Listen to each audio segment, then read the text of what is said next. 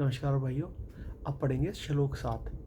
यस्मिन् सर्वाणि भूतानि आत्मैवा भू द्विजानतः तत्र को मोह कह शोक एकत्व मनुपश्यता। अब इसका जो भावार्थ है ना, पहले बुक में से पढ़ेंगे, फिर आपको सिंपल लैंग्वेज में समझाऊंगा जो मैंने यहाँ पे आपके लिए इकट्ठा किया हुआ है।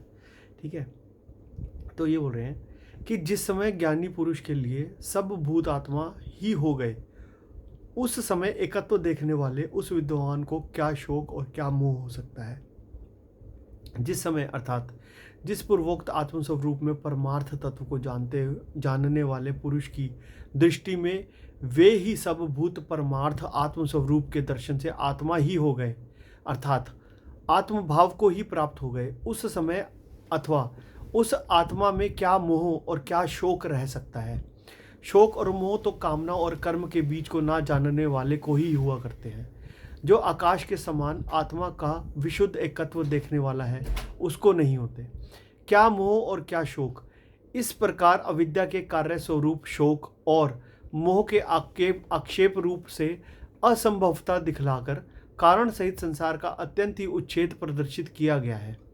ठीक है, अब इसमें नेक्स्ट में बताएंगे कि उपयुक्त मंत्रों से जिस आत्मा का वर्णन किया गया वह अपने स्वरूप से कैसे लक्षणों वाला है, इस बात को 8वां जो है मंत्र वो बताएगा। ठीक है, अब जो है ना इसके बाद इसको मैं अभी बिल्कुल सिंपल लैंग्वेज में बताता हूँ आपको कि इसका क्या मतलब है। ठीक है, इसका सीधा सा अर्थ ये है कि जिस व्यक्ति ने ये समझ लिया है कि सारे प्राणी उसी एक आत्मा के ही रूप हैं, उसके लिए ना फिर मोह नहीं रह जाता किसी बात का, ना शोक होता है किसी बात का।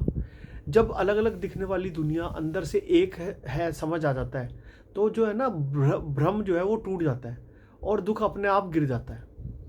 यहाँ पर एक जो सवाल है ना कि इसको कैसे जिया जाए।